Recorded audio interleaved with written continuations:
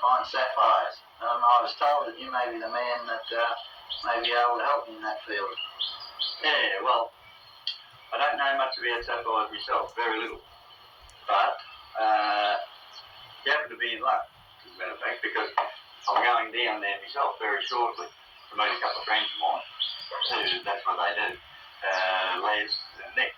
Right. So, if you want to come along, I really appreciate that. you're more than welcome. Thank you very much. Very good. That's great. Yeah.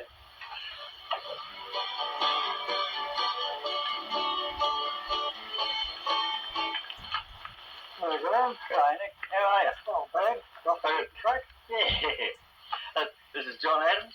Hi, Nick. John called in home this morning and he wanted me to wonder if I could show him how to get some sapphires and whatever, and I thought of you, and I thought, well, you might be the man to show him the things, you know, what you do and what There you go, about. you use. Yeah. Of course, if I knew where they were, that's where I'd be.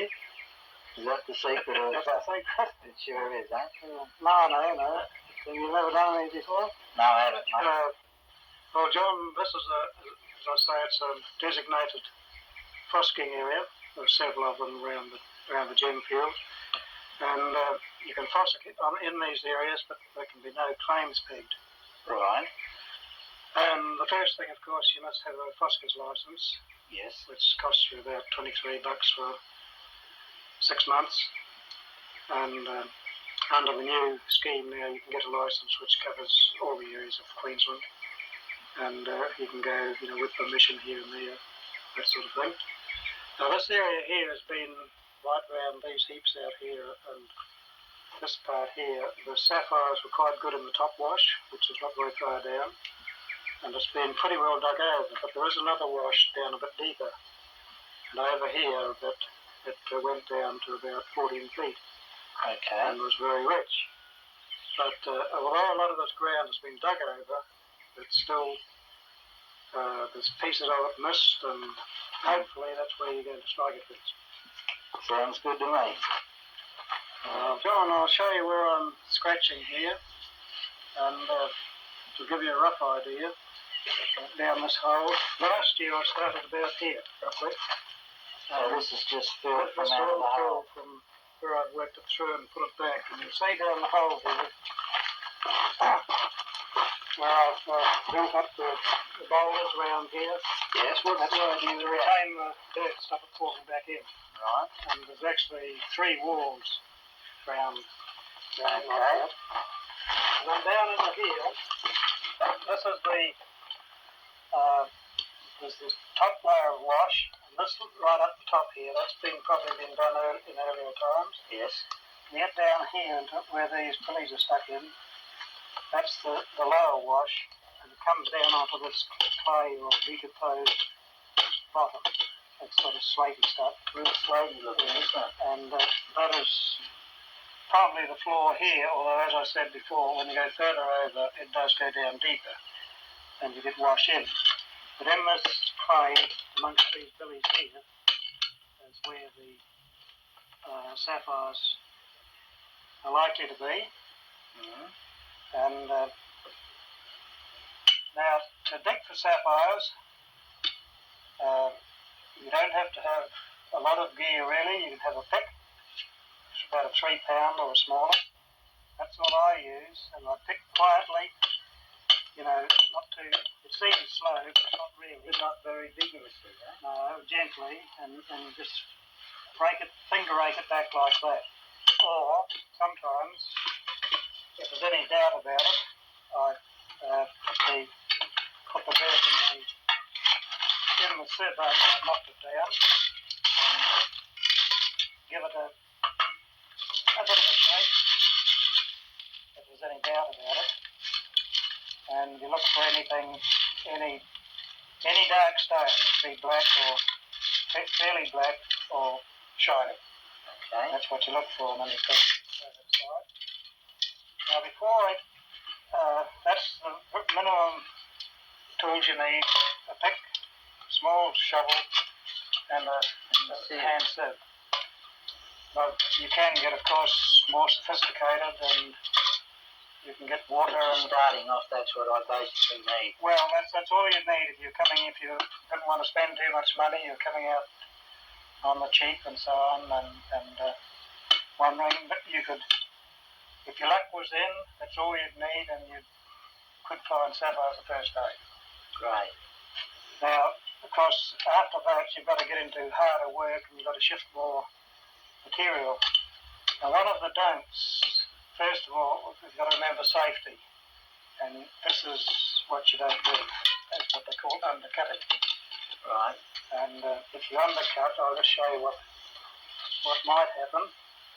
Can happen. Right. You can fall down on top of it. Yeah. You see that? That didn't take much of a blow to knock it down. Ah. And if you'd been underneath there scratching a bit further and then it come suddenly, well, that's the end of the road. Mm. But you can, when you're working and you can dig under quite with common sense, depending on how solid the dirt is up above. Okay. And the height of it. Yeah, and the height too. And of course, if you're down in deep ground at all, well, you've got a little dirt on top, it's reasonably safe. Mm. Most places around this area, the ground is fairly solid, and you can tunnel with safety, provided you don't go too wide. Okay. Well, thanks for pointing that out to me. Put it in there. I'll stick it in and you can carry it.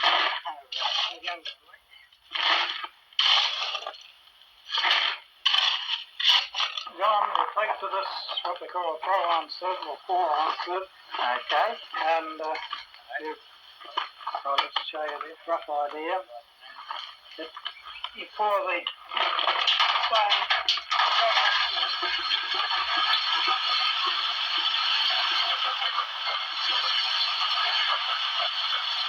bucket underneath, of course, should catch the lighter gravel. And now what do we do with it now? Now we take this lot over to the water. Okay. And put it in there. All of it. Yeah.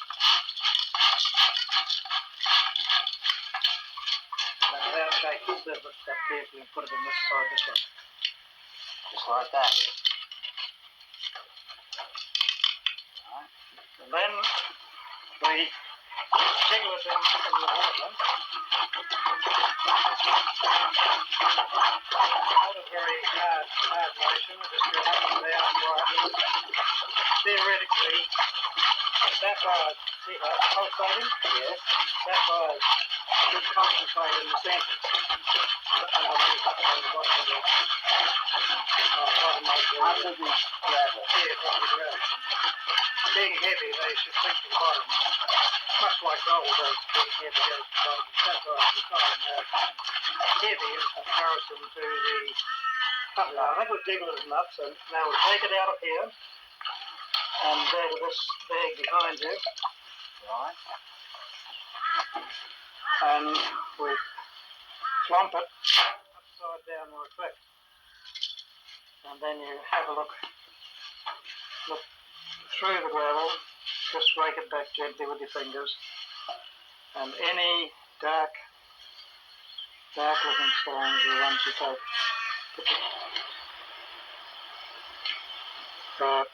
Now, John, we've dumped them out there. Theoretically, the sapphires should have been around about the centre, but sometimes they can be out near the edge. So you just the gravel away. ease it away and keep an eye out for anything black or dark. For instance, see, there's a... Oh, yeah. Now that's... we put him aside and check him over? Yes, right, keep that aside. And that could be spinel. It's a... spinel is... it can be quite shiny, but it does go dull when it dries out. Okay. What's that there? Oh, holy smoke. Look at that. Looks like something.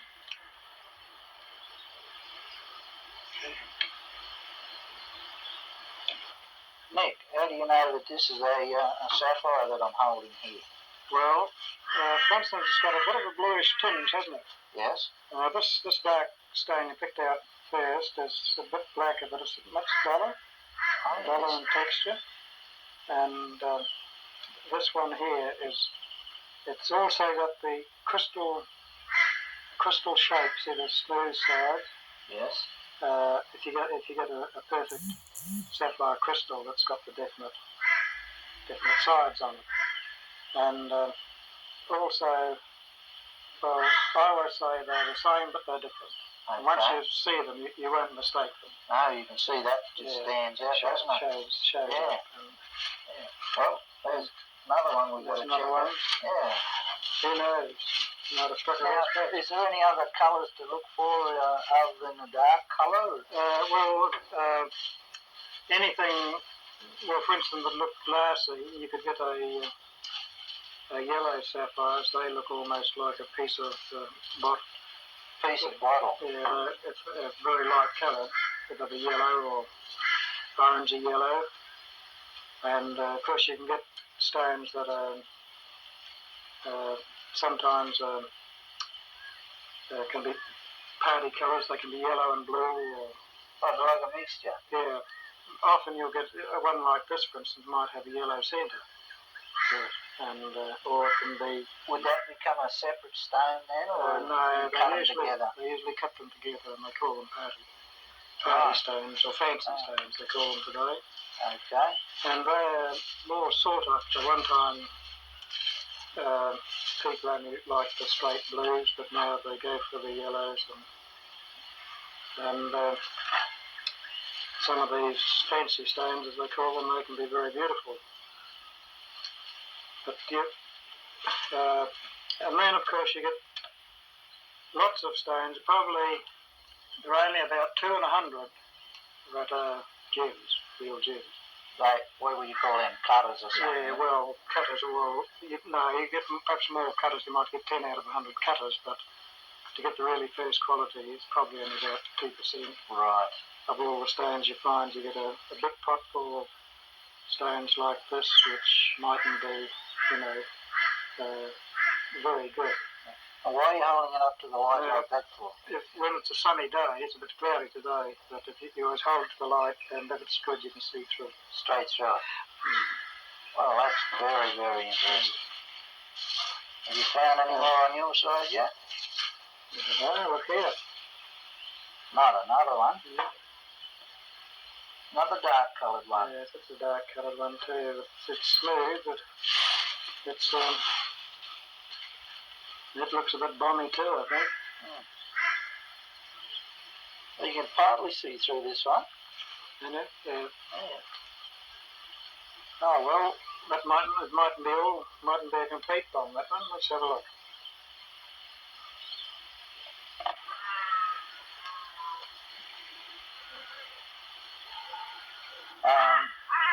Are these always this size, or do you find them much smaller? No, you'll find usually much smaller, although you do find around this area here quite a big proportion of what we call bombs. Right. The very large base of the crystal, and they're big and they're shattered. They've been pounded down amongst the billy boulders and you can see broken up. And generally probably been heated up and cooled off too quickly and all this sort of thing during their lifetime. And so that you don't, by and large, the sapphires you find are often much smaller. In fact, they're quite tiny. Okay. But the small ones are often the best quality. Yeah. So when you get these home and you're going to cut them, how much smaller would those stones come down to? Well, on an average, you'd probably lose perhaps a half to even 2/3, depending on how rough they are.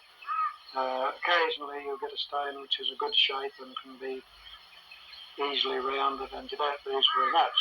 But because they are fairly large stones to start with, aren't they? Yes, they are too. And you'd think with one like that, you'd get a whopper of a jewel, but by the time it's going to be a brilliant cut by the time you round it and take the junk and rubbish off, it gets smaller and smaller and smaller.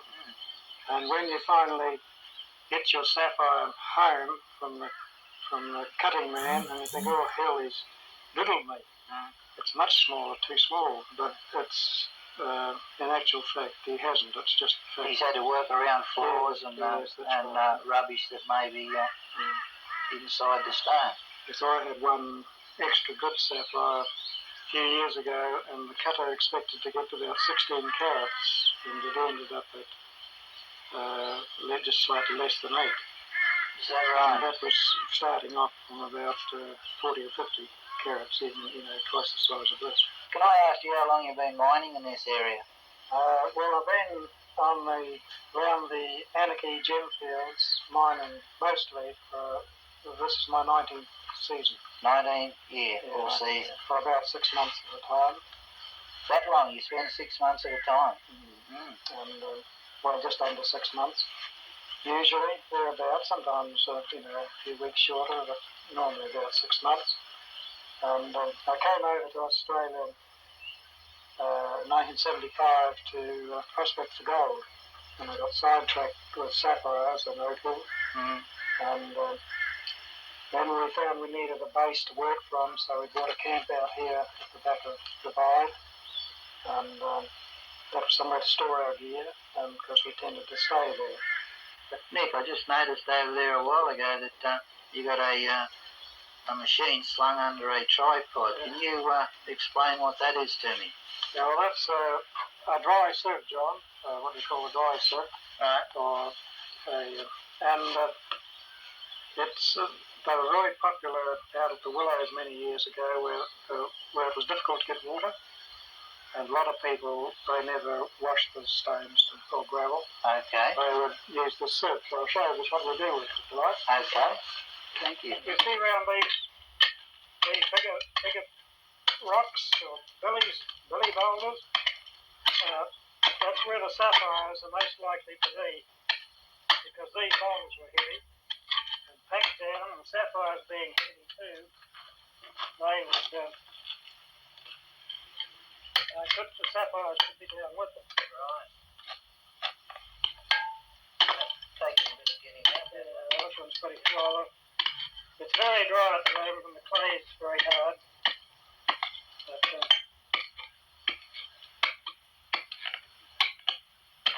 But with any luck,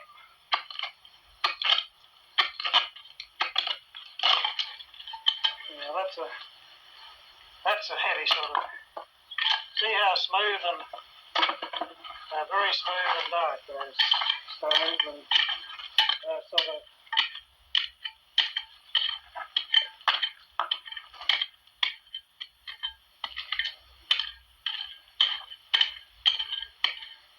Did you ever get pockets of the sapphires, or do you just get one or two hiding up behind you? You can get pockets. 3 years ago, out on the plain, I dug 12 shafts, and they was about 20 feet deep, and didn't get very many sapphires. And the 31, when I got to the bottom, and went there one morning, and I had over 10 ounces of sapphires before they came with the smoke out. 10 ounces? 10 ounces. And that's a pocket? That's what's called a pocket. And I had them put them in a little gold pan and just about covered them. That's a lot of sapphires. So they weren't all good, mind you, but there were some good stones amongst them. So now we'll try that lot. Let's hope we're lucky on this one. Should be. Nick. That looks more likely in there. Yeah, it looks like a good spot. See, there's quite a lot of billy boulders and bigger stones. In here, in the centre. Okay. And then we give it a good just put it up there. There's the stone. Now, if I was going to wash this, I just normally throw the big stones out, making sure you didn't throw away the big sapphires, and then I'd either tip or scrape this into that little sieve. Okay. Take it over and wash it. It's dry and large. There's no need to do that, because if you spread out carefully exactly like that.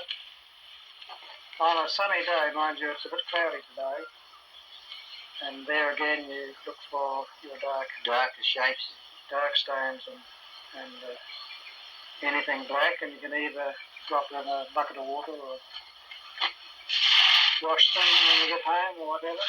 What they call those rocks down there billy bowlers. Well, not really, not for sure. Not being an Australian, I thought they might be called goalies or anything at all, but even at home, we would put rocks around the fireplace when we boiled the billy, and to make the tea, and it's quite likely that's why they call billy bowlers. Who knows? That's good enough for me. Now, can you see anything in there, Blackie?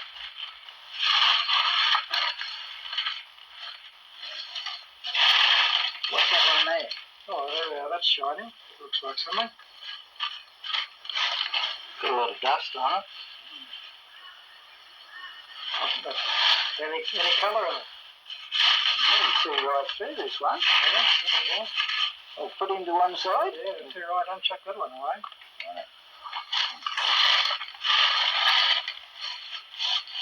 Well, There's another colour one. I can only pick it up.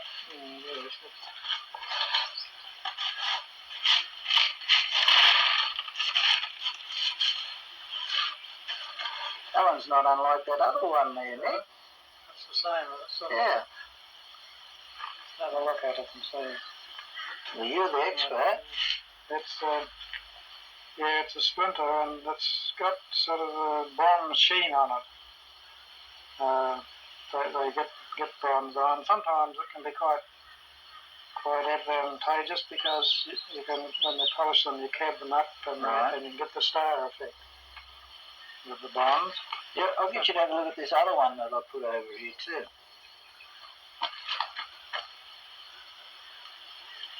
No, that one's got quite a bit of. It's a bit clearer. What do you think, Brian? I don't think it's first quality altogether, but That's all right. yeah, it's getting a bit nearer. Oh, there's two of it. These clay ball necks, is there any chance of sapphires being caught up in there? Yes, there's every chance. Because they've settled down in the clay and the clay's gone hard. That's the reason that the gravel should really be washed if you want to be certain of finding them there. Because this clay is fairly hard, isn't it? Oh yes, it's very hard. But if I'm hand digging, I usually have a sharp pick and I break it up fairly small and usually turn it over. Then you have it in the sieve. With a sapphire, there's nearly always a smooth side which comes out clean. Right. When the clay breaks or whatever, it'll often break along the smooth side of the sapphire. And there might only be a little bit of it sticking out, but providing you turn the clods over, and anything very big, you might try and break it up smaller. But if there's a sapphire of any size, it's going to be a little bit of it showing. Oh, that's great. And unless, of course, you get an odd-coloured sapphire. Right, now, talking about colours, what type of colours can you expect to get these sapphires in? Well, just about every colour. You get them blue, dark blue, light blue, blue and yellow, orange, white sapphires. White sapphires. Very much sought after. Then you get the star sapphires. They look they've got the brown bronze sheen over them, and if it's very pronounced, of course, they look quite brown. And so really there's green. Yes, a lot of green sapphires and shades of green. One of the most beautiful sapphires I ever found was at Tomahawk Creek, and that was a dark green Tomahawk Creek, is that a fossicking area? Or? Yes, it's a fossicking area out there. Quite a big area, actually. A lot of shallow ground there. So not so much digging? No, well, I always think it was easier digging out there, but there again, it can be hard wherever you go. Okay. And as hard as you make it. Yeah. Now, do you get them in pinks or reds or any other colours? You can be, yes, they can be pink or you can get the ruby. The ruby is really the red sapphire. Right. It's got different impurities in it or different makeup. Even the blue sapphires, they've got different minerals into them. I won't go into details because I'm not an expert on it. I can see what colour they are. Mm. But it is the impurities in the sapphire which gives them the colour. Like the light blues and right through to the dark blues. Now there is another thing about sapphires. The dark blues are the heaviest. You get the greens and the yellows are lighter, so that you'll often In weight. You'll often get the dark blues down near the floor. You'll get the greens and the yellows up in the wash higher. I see. That's something that isn't often realised. I'll store that away for future references. Thank you for taking the time away from your digging here today to show me all this. No trouble, John. I really appreciate it. Many thanks. Thank you. Strike a fortune. Thank you very much.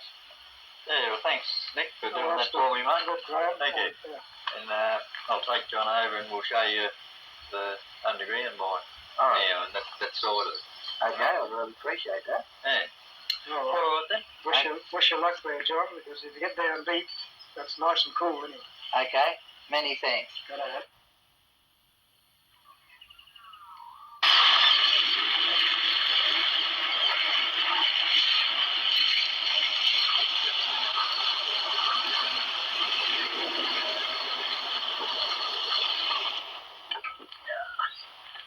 How you going, Brian? Good, mate. Good. Benny, how are you? How are you? Yes. This is John Adams. How are you, Les? Pleased to meet you, John. Betty? Hello, John. How are you? Good. John wants to know, learn about underground sapphire mining and whatever. And, I can show him a bit. man. Show him a bit of the ground. Oh, that'd be great if we could have a look down your mine and see how it's all done. I can show you where they may be, but not where they always are. That's a good point. There we go. You been down before? No, not down a mine before, no. So I want to learn as much as I possibly can. Right, we'll take you down and give you a look. Okay? Thank you very much. Right, I'll see you later. Okay, bye.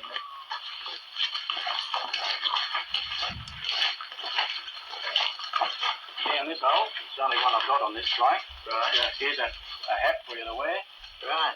The digging's only 3 foot high, 4 foot high. That's why we're going to have these hard hats, eh? Watch your head. Right? Right. I'll take a right down today. I'll go down in front of you. Don't look up when you're going down. You get dirt in your eyes.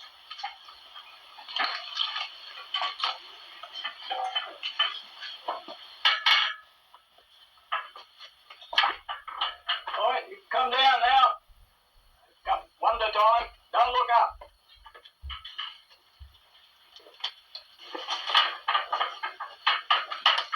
There you go. And step over to the left when you get down. That's it.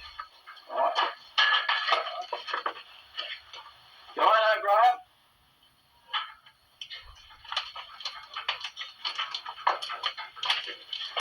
This is what a mine looks like, eh? Oh, yeah. Steady now, step over to your left. Right. Well, this is my little wheelbarrow, 3-wheeler. She turns in her own length, like that. Oh, I just wheel her over there and tip her into that in there and send her up with the electric switch. But these are my knee pads. I use them because I get bloody sore knees if I don't. When I'm digging. Now, when you go down here, the shaft's only about 3 foot high, 4 foot. Just watch your heads. Okay. But it's good with this thing. Go along, I can bend along like that. Keep down low. Sort of lay across Yeah. it. Yes. Go down. Right up. Before I start working, I'll take my shirt off because I sweat that bloody much. I'll grab it. Right. Okay. We'll go along here. This bank is a solid clay bank, as you can see, except for a little bit of wash down here on the bottom, about 2 inches. Now, this took me about 5 months to dig about 30, 40 feet along here without any stone. But if you can see up there on top of that hill where that grey material is, that's been a throw-up ancient time where it's come along at a later date after it first laid this layer down, and it's thrown up and hit this clay bank, and you can see that's bottom wash way up there about 5 foot. Above that is a water bay. If you'd like to come and have a look at that. Okay. Right. Now, John, this here is what I was telling you, in my opinion, is the bottom wash. Right. Now, it's in ancient times, probably millions of years after it was originally laid down, there's been a big, there was a layer of clay put down, in my opinion, Yes. and then there's been a swirl come up and it's sent this wash from the bottom up along at an angle. You can see it going at an angle like sloping that. away like that, yes. Well, about 40 feet or more further on, you can see where it starts on the bottom and it comes gradually up to this height. Right. Up here is the water band I was telling you about. You can see how light it is. Yes. And that's where the water trickles through when we have wet years. The only reason we're digging here now, I'll tell you all this now, is because we've had about, 10 dry years. Before that, nobody ever dug in this area, and that's why it's more or less been opened up now. Okay. Everybody used to get a wet year, and I've seen the water coming through this band next What's door. seeping out of this rock? Yeah. I've seen it come through like a hose, and one year about 50 feet over, about 3 years ago, I used to pump 5 hours every day to keep the water from coming in here, out of the next claim. Pump 5 feet of water out of the shaft. That's a lot of water. Well, every day. And I made my home brew out of that water. That's how good it was. I did.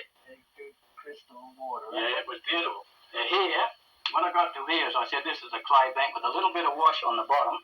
Unfortunately, it's been open 2 years now and it's dusty. Mm-hmm. But from there to here, I call Heartbreak Gully. I took 400 buckets of gravel out of there without one piece of sapphire. From there to 400 bucket loads. Yep. And it's over 2 feet deep at least there. It was all gravel, but none billies like these rocks here.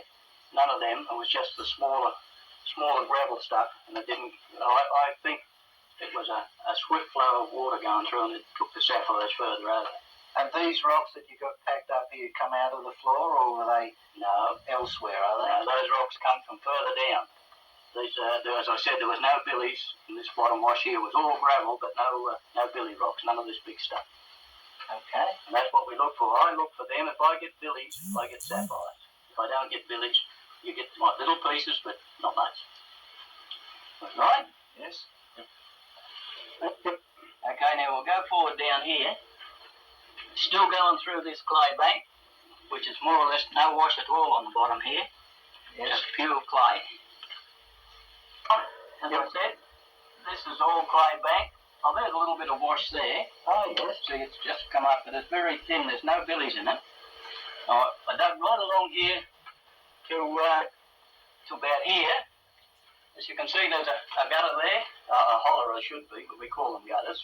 That had some of these billies in, not those big fellas, but some of these. And I dug in and followed the billies, sort of went up. This hill rises, the floor rises slightly about this high in there. Mm-hmm. I went in there 10 feet, but on the way in, I got my first stone for 5 months was 10 carats. 10 carats. Digging right along this here, yeah. So it was a nice stone. I followed that rise through, and it started to drop. I got so sick of getting nothing, I filled it in and come back to where these billies were and followed it along here. As you can see, there's another gutter a bit further up. Yes, I can see that. I got about 5 or 6 nice stones out of that gutter, and those billies were just planted fair on the ground. the sapphires get between them and hold, you know, if you drop something in between them, the dirt doesn't take them away. But that's my story. We've got a lot of big billies here, but they came from a bit further down. Right. We go along a little bit further. Get a hole here, John. Right. This had billies in it, and this is where I've got a few sapphires, not many I can't remember from here.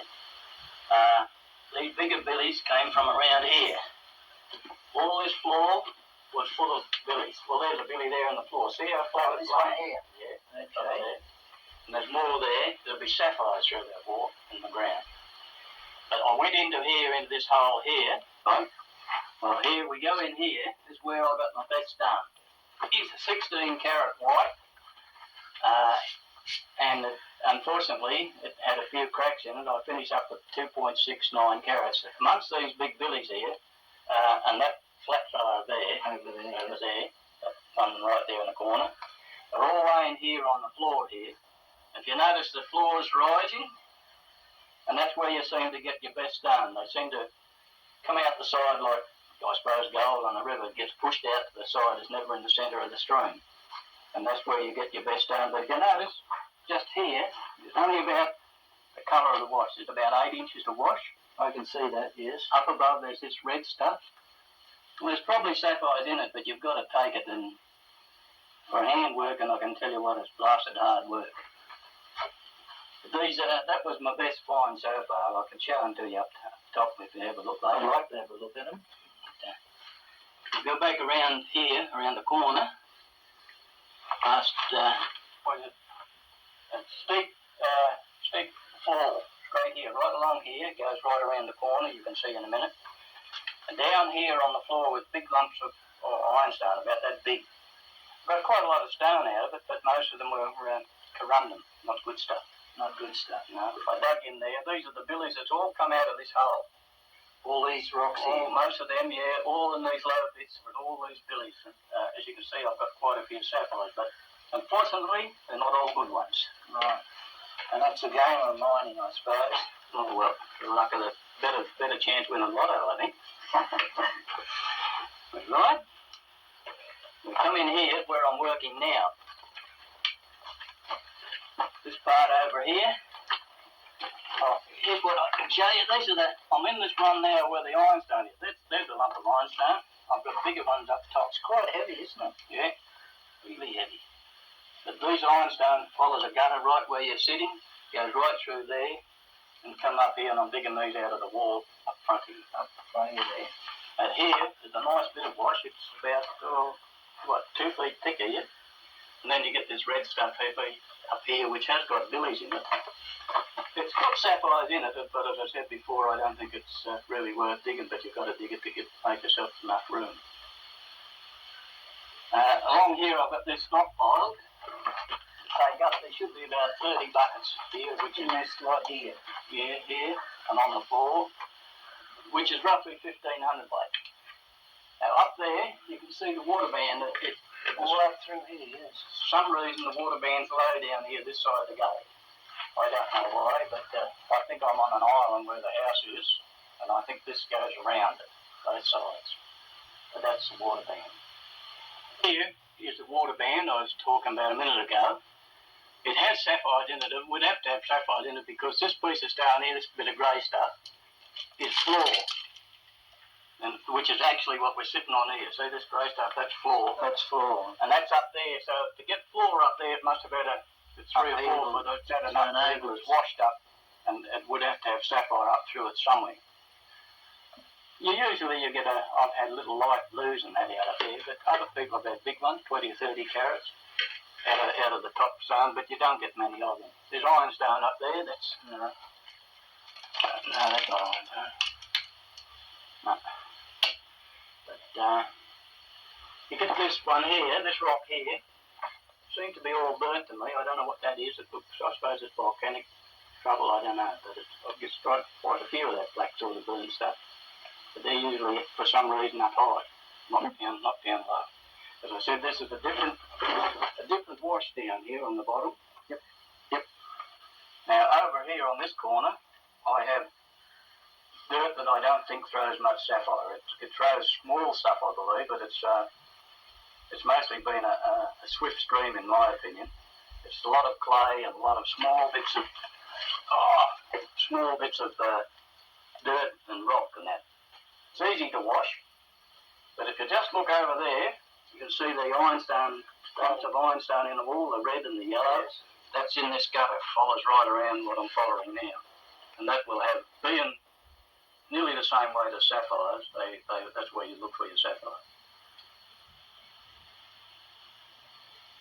And we use a jackhammer there underneath you. Right. It's quite heavy looking bit of it with that machinery. Well, I can only stand 2 hours work with it. 2 hours. That does me, and I have many spells in between. Is there a technique to in using the jackhammer?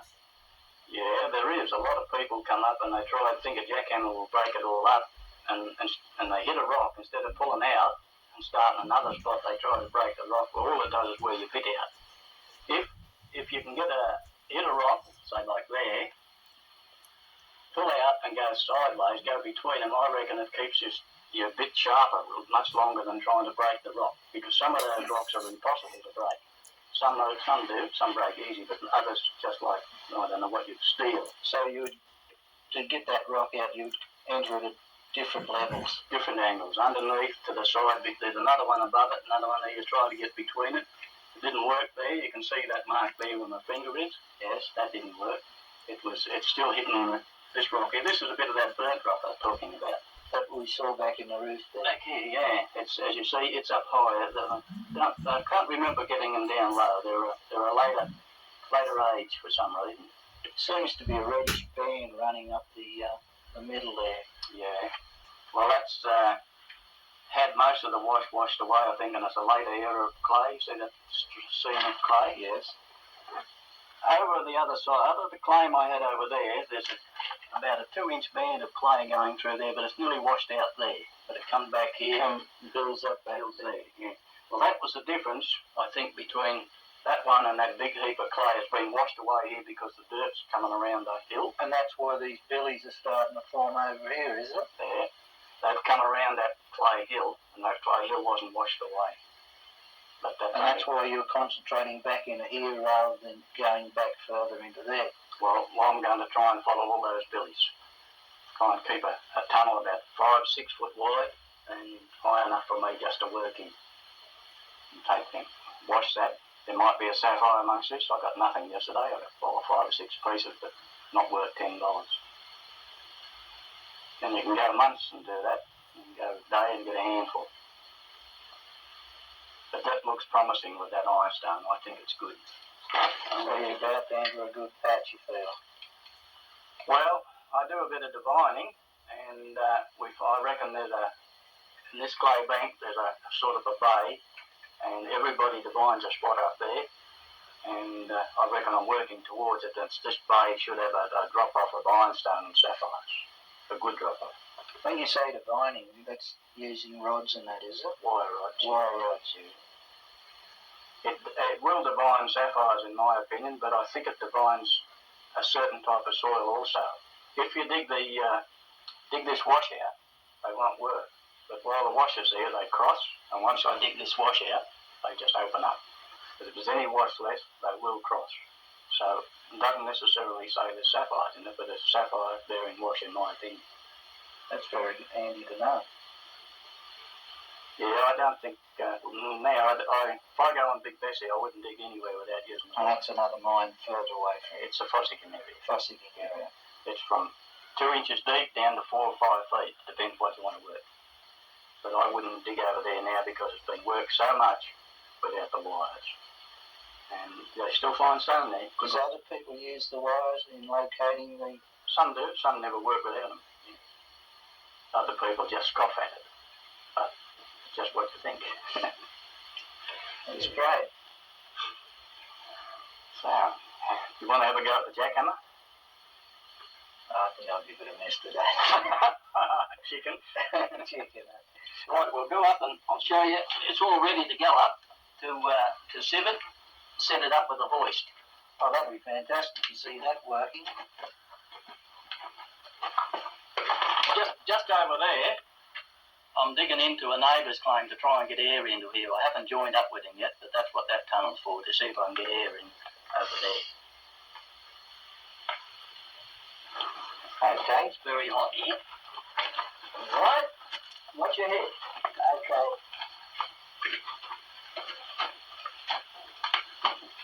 We've been looking some of that. This light here, in my opinion, is a bug of a light because it's got a red cover on it, and I can't see very well with it.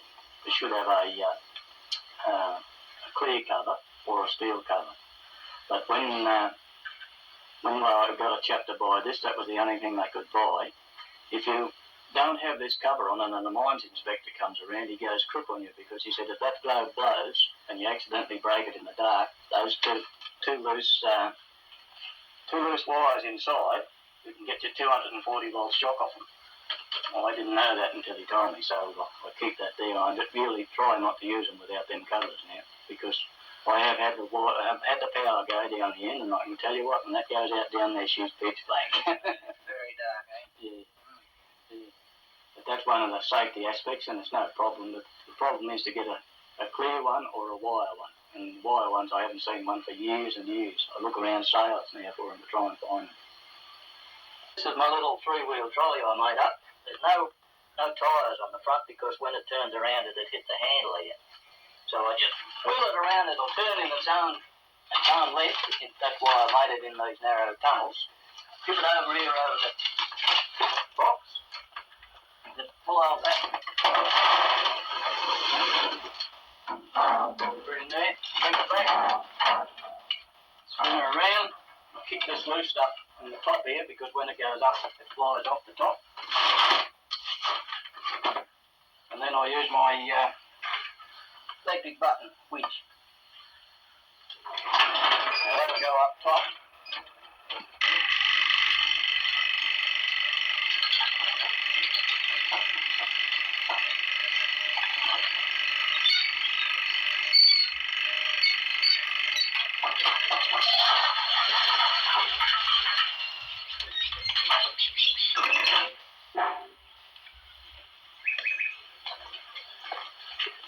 The hoist has got some extra weight on it. Yes. That's a flywheel from an old motor. It didn't come back quick enough. Another friend we worked out these arms to bring it back. I used to have it spring loaded with a car spring, but it didn't work properly. It used to always jam on it. So this is the best way it's ever worked, so I've been a happy meeting it. Oh, that's good. Now, there's some big stones in there. You could throw them out down below, but there's a problem. If you throw them out, as it comes through here, it's breaking up the clay, and your big stones get into here, into this end one, where your wash comes, and they still break up the lumps of clay in here, and then they come out into the big bucket, the bigger stones, whereas your wash will come out down here. Right. If you took all them out, you'd have lumps of clay coming out here. We still have a bit, but I always throw them back with a shovel, and they come through twice. Okay. It might be 3 times sometimes, but they come through that way. So I'll set it up now to do those for you. Put the wheelbarrow there to collect the big stones.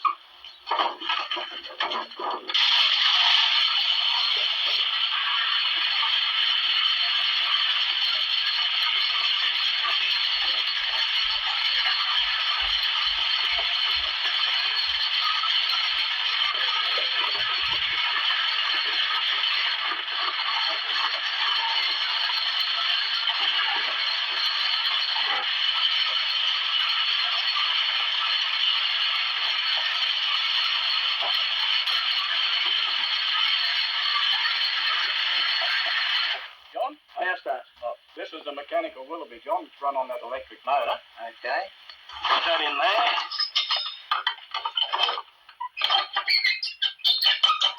I think I told you before, these have got to be made right. I had one made and it wasn't dead centered and that, and I was throwing stones away. What you do with this, you scoop the stones off the top and throw them away. You leave about that much in the bottom. But mine wasn't going right, and I had to get this one made up by an offer up there. Hill. He made a beautiful job. I don't have much problem. It's just on one side, but no problems. Okay. Just a little bit more water. Okay, now we'll start off with one bucket, small bucket. Put That'll take a while to wash actually. About 7.5 buckets. So we've got 4.5 buckets of washable material out of 7.5 buckets from down the hole. Is that a good ratio? Yeah. Don't get much more. Sometimes you get a bit less, but that's about it. If I had 30 buckets, I might get 18 to 20 buckets to wash. Now that'll be soaking while we get that one going. What we're going to do is put the switch on. That'll take a few minutes because it hasn't been soaked.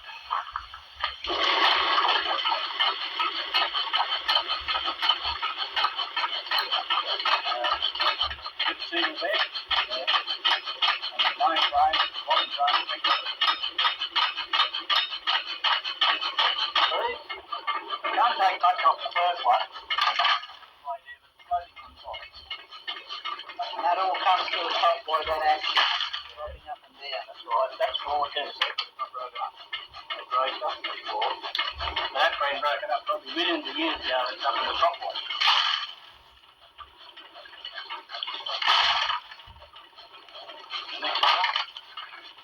Just always leave about 2 inches in the bottom. Okay. Notice that's not pulsing right, it's got a jerk in it. Yeah. Wait, I'm going to put this in. It'll work.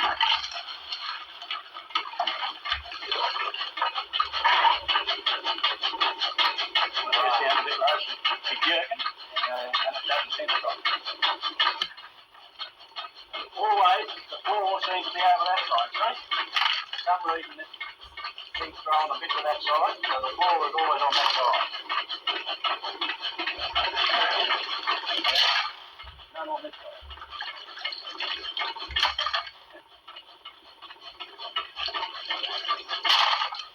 You can have your wash too clean, especially on the big pulsators. If you have your wash too clean and no clay in it, your sapphires run across the wash. You've got to have your clay and that in a bit of clay in it. It works like what they call a slime, and the sapphire goes into it. Okay. The same principle as gold. If you put works here too. If you put what you call detergent in that water, the sapphires will go through quicker. And that's the idea of having a bit of muddy water. You have perfectly clean water and perfectly clean stones, clean all the dirt out there. Like with a pulsator, they just go straight across the top. They call it Washing up detergent in that, it works better. Yep. Yeah. It will work. I've often done that. It sort of makes your stones look through too. Wes, before I go fossil, can I build a machine like this one? No, I don't use mechanical ones with an electrical petrol motor. You can use that same thing as that one over there by hand, but you can't do it unless you've got a registered claim. Now, if you haven't got a claim, you can't use mechanical motor, petrol, electric. You can use one on a bike, push it on a bike, I've seen it. I've seen them over the road hill, a brake foot pedal in the bike, turn and trommel. You can do that, but you can't put an electric motor on it. Too bloody big, and with this top off, you can't put it over. So I'll just take a bit more of this out by now. You'll see there's not many buckets in there, there's probably not much iron there. I'll put this in this hand one. I've still got to go back to hand business. Tip it over like that. You'll see the ironstone coming out. Oh, yes, I can see that. And that's not a sapphire. No, not a sapphire. There's a sapphire? Yeah. I think.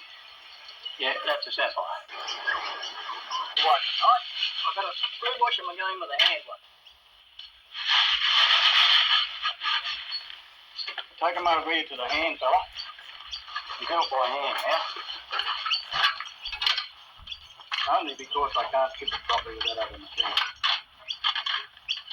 Also, I can put it in there. And the pump by hand, the same as the mechanical one, just do it by hand.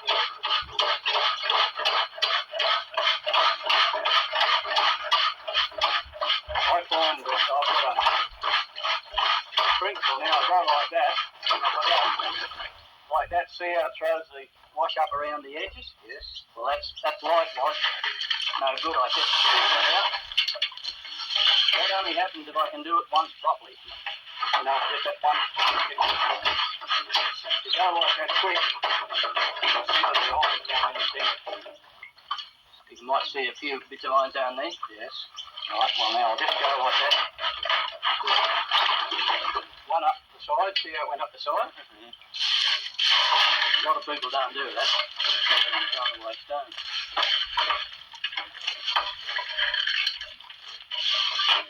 To save going through all them rocks.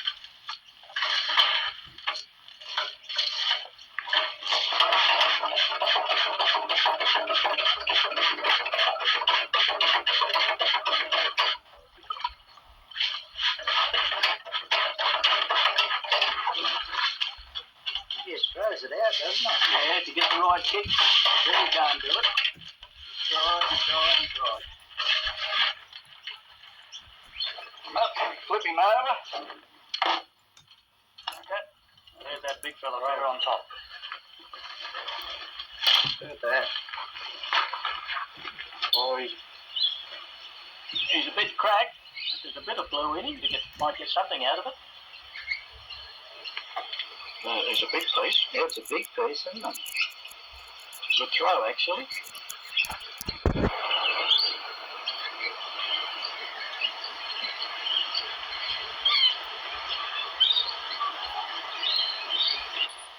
Right, now this is what we've got out of our throw, John. There's 1, 2, 3, 4, 5, 7, 8, 9 bits of corundum.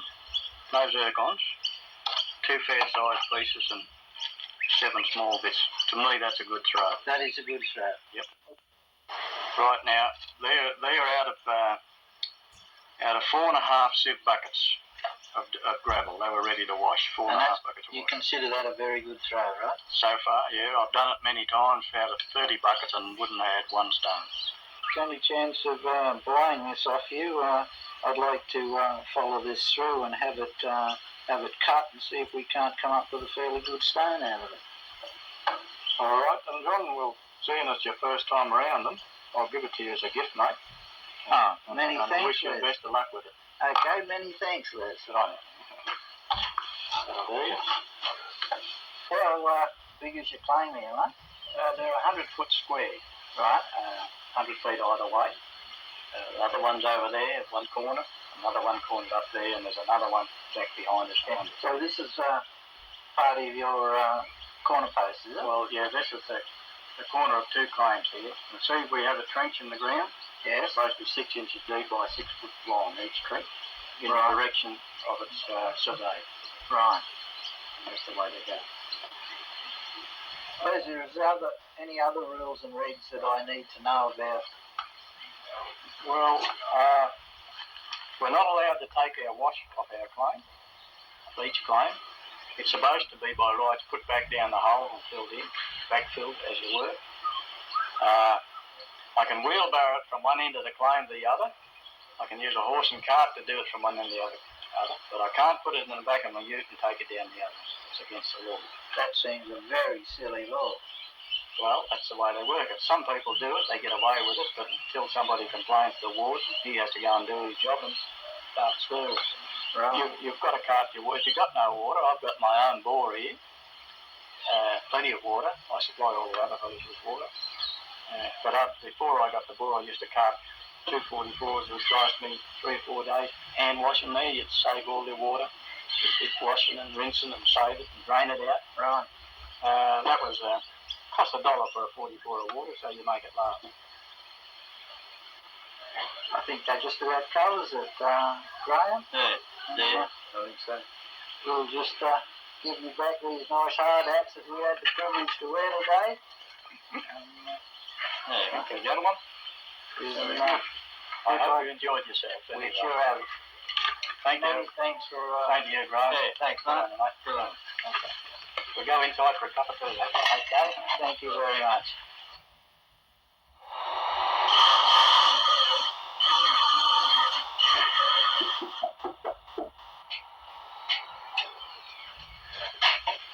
There we go. Good.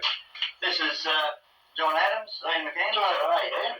We was, John and I was down Zemfields the other day, and we found this stone and was wondering if you could do something with it for us. Right, yeah. Well, it's not a bad size if you weighed it. No.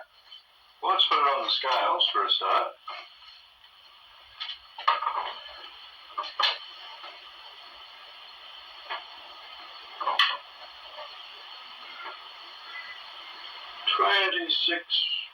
.4 carats. Not a bad size stone. Well, we've got a green cross-stable blue with a few flaws in it. Yeah, well, I wouldn't know. You're the man. Rightio. Well, we've got some nice-looking stone at this end, and so I could probably get you about 1.5 carats out of it. Whatever you can get, because I don't know. Rightio. When would you like this done? Mate, as soon as... Okay. Well, I'll tell you what, seeing as how you're a good friend, I'll start on it straight away, and we'll cut it up for you, and if you come back in about probably 2 hours, we'll see what we can do then. Good man. Thank you. Right. Many thanks. Oh, yes. Please mention. Yeah, same here, right? Cheers, shortly. Right, yeah. We're going to the pub. That's a good idea.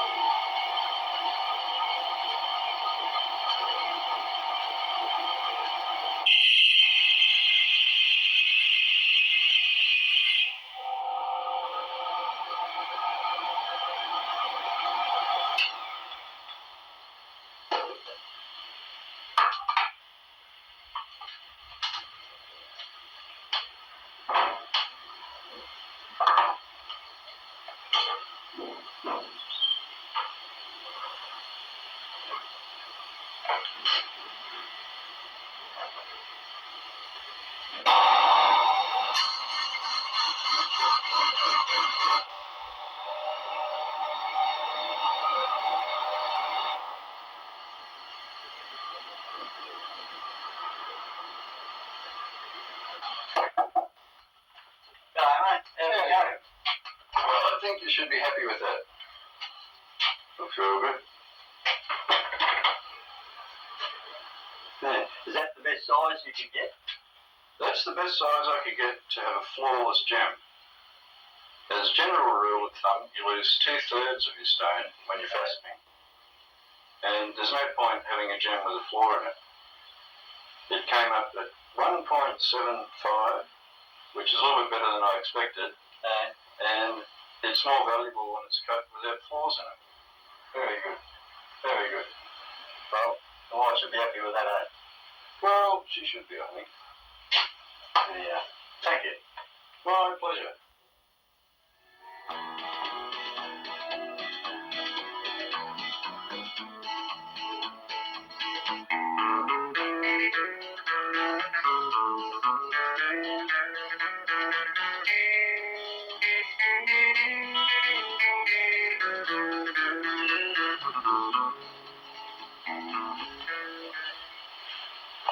Hey, John, that's what we're looking for. A rock bar that's passes the gold. As the gold washes down the stream, the gold being heaviest will catch in here. I'll show you how to pan, and then we'll carry on from there.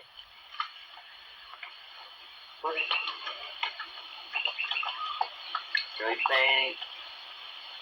Bring it up. There's a lot of fine gold in that, and bigger stuff. Yes, I can see that. That's really great. You can pan with this 10 times quicker, more than 10 times quicker than what you can with an ordinary pan. Okay. The water and stuff here, okay, sitting on the bottom of the creek bed, holding the gold back.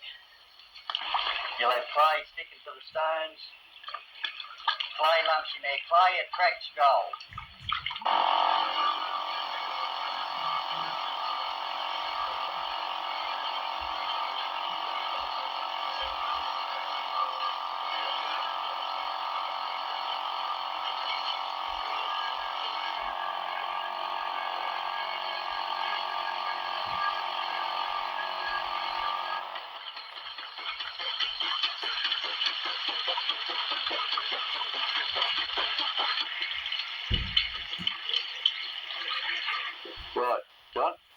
This is a fisher gold bug. I'll show you how to tune it in. For a start, there's your batteries, where your 2 batteries go, and that is your threshold. You can hear that getting closer. Now, this is another one. This is Garrett's gold detector, the Scorpion. And that is just a comfortable way of detecting now. You haven't got, I'll show you the signal that you get. This is the Gold Master, whites. Here we have the battery compartment. The VSAT knob is all the time on SAT in the gold fields. You've got your on-off switch here, and it is your sensitivity. Now, there's the MindLab 17000, which is different to the other machines. It's fully automatic ground balance. Here. Right, now to tune these in, you turn your volume right on. Your sensitivity right on.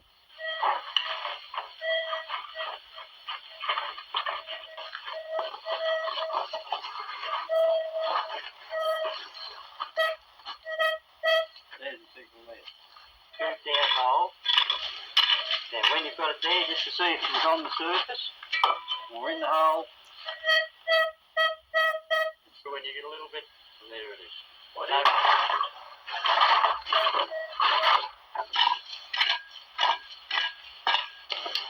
There you are. There it is. That's the right colour and all. Is that gold? That's gold, mate. People say, how will I know it if I find it? But could that be anything else? You know it. Yeah.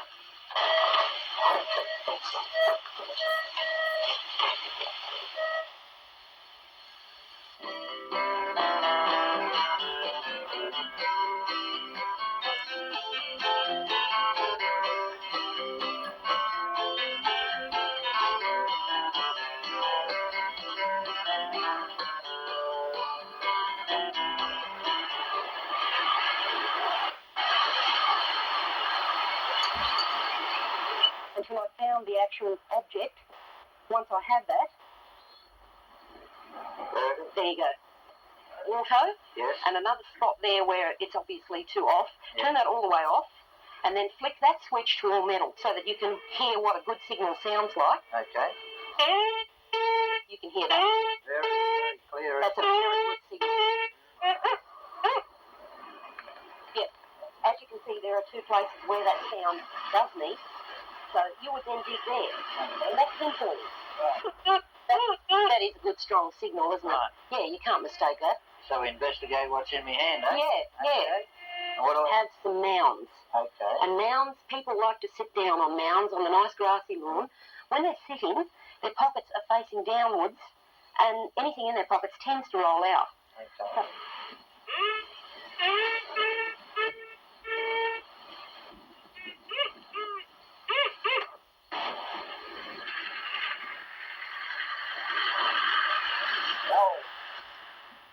Under those sorts of things are the sort of places that you should look for lost objects.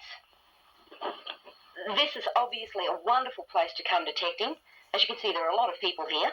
There's some of our finds. And you know the old saying, if in doubt, dig it out, because it could be trash or treasure.